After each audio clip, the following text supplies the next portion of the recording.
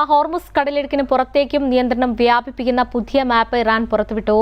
UAE ഉൾപ്പെടെയുള്ള രാജ്യങ്ങളുടെ അതിർത്തികളിലേക്ക് കടന്നുകയറുന്ന മാപ്പിനെതിരെ പ്രതിഷേധം ശക്തമാണ്. അതേസമയം ഇത് നടക്കാത്ത സ്വപ്നമാണെന്ന UAE പ്രസിഡന്റ് നയതന്ത്ര ഉപദേഷ്ടാവ് രൂക്ഷമായ ഭാഷയിൽ പ്രതികരിച്ചു.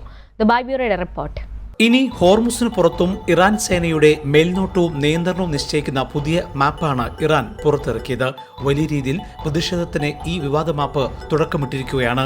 UAEയുടെ ഫുജിയറ തീരത്തിന്റെ തെക്ക് ഭാഗം വരെയും ഉമ്മൽഖൊയ്ൻ തീരത്തിന്റെ ചില ഭാഗങ്ങളും തങ്ങളുടെ മേൽനോട്ട പരിധിയിലാണെന്ന് ഇറാൻ ഈ മാപ്പിലൂടെ അവകാശപ്പെടുന്നു. മാത്രമല്ല, ഹോർമുസ് കടക്കാനുള്ള കപ്പലുകൾ തങ്ങളുടെ നിർദ്ദേശങ്ങൾ അനുസരിക്കണമെന്നും ഇറാൻ വാദിക്കുന്നു.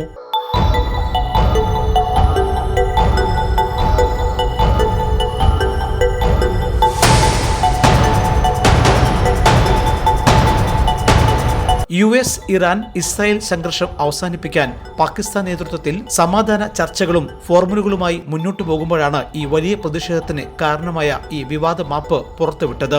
അതേസമയം ഇറാന്റെ ഈ വിവാദ മാപ്പിനെ UAE ശക്തമായി എതിർത്തു. ജലപാതയിലൂടെയുള്ള നാവിഗേഷൻ സ്വാതന്ത്ര്യം ഉറപ്പാക്കാൻ സംയുക്ത നടപടി ആവശ്യമാണെന്നും UAE പ്രതികരിച്ചു. അതേസമയം ഇത് നടക്കാത്ത സ്വപ്നമാണെന്ന് UAE പ്രസിഡന്റിന്റെ നയതന്ത്ര ഉപദേഷ്ടാവ് ഡോക്ടർ അൻവർ ഗർഗാഷ് തുറന്നടിച്ചു. അതേസമയം ഹോർമുസിനെ മറികടന്ന് UAEയിലെ ഫുജിയറ തുറമുഖം വഴി പുതിയ എണ്ണ പൈപ്പ് ലൈനിന്റെ നിർമ്മാണം വേഗത്തിലാക്കുമെന്ന് UAE പ്രഖ്യാപിച്ചു. വെസ്റ്റ് ഈസ്റ്റ് പൈപ്പ് ലൈൻ വഴി ഫുജിയറയിലൂടെയുള്ള ഈ എണ്ണ കയറ്റുമതി 2027 വർഷത്തിൽ പ്രവർത്തനം ആരംഭിക്കുമെന്ന് പ്രതീക്ഷിക്കുന്നു.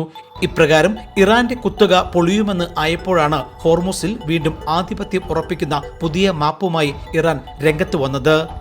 Elvis Chummar, Jaihind news, Dubai. One anchor every week, 20 years, 1,000 episodes on one TV channel. Middle East This Week, an Elvis Chumar TV show. Exclusively on Jayhind TV. Stay tuned for the 1,000 countdown.